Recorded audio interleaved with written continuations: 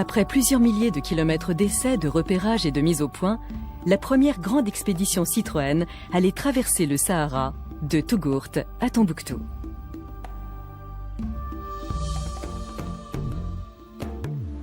Des modèles 10 HP de type B2 sont spécialement préparés pour accueillir les outillages, les pièces détachées, les armes, le matériel de bivouac et même le nécessaire de toilette.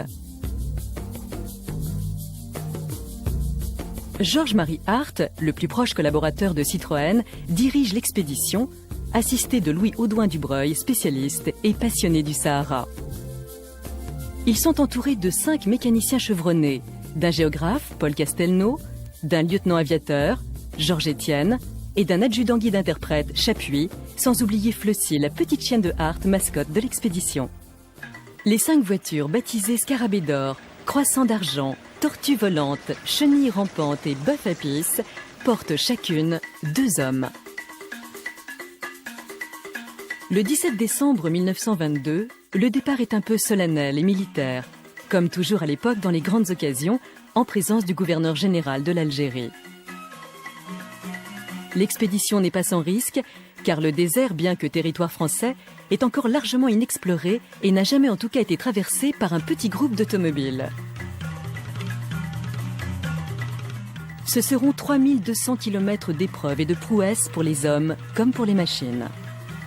Il faut passer les hautes dunes au sable fin et mobile, les vallées et les gorges, les plaines battues par les vents, des pays où il ne pleut jamais et où toute erreur d'orientation, tout écart par rapport au chemin peut être un danger de mort. Malgré tout, le parcours est jalonné d'étapes qui offrent aux explorateurs les moments de découverte ou d'émerveillement qui motivent aussi leur voyage. Des oasis accueillantes où l'on peut flâner sur les marchés, des fêtes, des danses et parfois même un peu de tourisme. Mais qu'on ne s'y trompe pas, en dehors de ces quelques moments de répit, l'expédition n'est pas une partie de plaisir.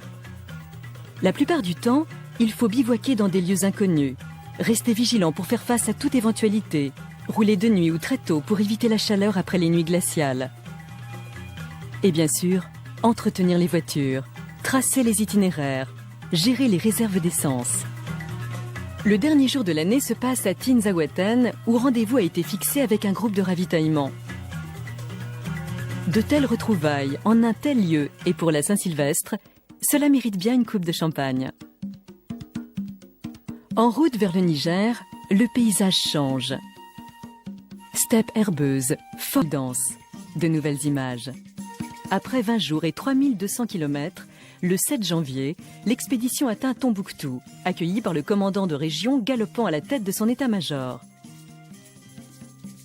Mais aussi et surtout par une foule ravie et curieuse qui fait fête à ces aventuriers dans leur drôle de machine. Geste symbolique, Georges-Marie Hart, toujours élégant et de grande allure, remet aux autorités le premier courrier postal transsaharien automobile qui lui a été confié par le sous-secrétaire d'État aux Postes et Télégraphes. La mission accomplie, l'expédition, pour enfoncer le clou, refera le parcours en sens inverse. André Citroën lui-même, accompagné de Madame et de l'ingénieur Kégresse, tiendra à se rendre en personne à la rencontre de ceux qui avaient si bien défendu ses couleurs. Car cela faisait bien sûr partie de l'enjeu, assurer à la marque une gloire supplémentaire. Devant la caméra, on s'appliqua sans doute à jouer ses retrouvailles, à grand renfort de bras en l'air et d'embrassades. Mais la fierté et la joie étaient bien réelles et l'exploit incontestable. De nouvelles routes étaient ouvertes et c'était la marque au double chevron qui signait l'exploit. Le retentissement sera mondial et Citroën n'allait pas s'arrêter en si bon chemin.